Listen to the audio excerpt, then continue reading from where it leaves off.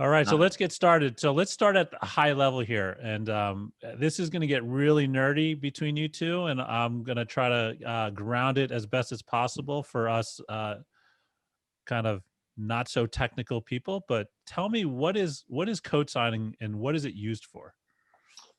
sure. So code signing itself is really the process of taking a piece of code, whether that's, let's say, either like a Windows executable, or it could be firmware that's running an IoT device, or any piece of code, and applying a cryptographic signature to it.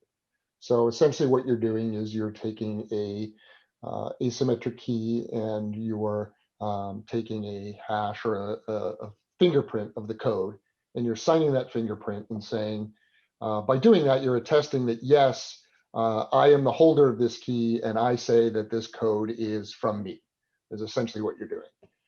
Now, it's tied to a public key infrastructure behind it, so that you know when you get that software, if somebody signed it and it says, hey, this is EnTrust signing this, you know who EnTrust is and you know to trust them, right? So I won't go into the whole, what is a PKI, because we only have, a couple of hours. But yeah, the idea behind it really is having trust behind the code that you are developing. And we're seeing code signing being used a lot more than we'd seen in the past, for a couple of reasons. Number one is a lot of enterprises now are not allowing their company-owned laptops or servers to run code that isn't signed.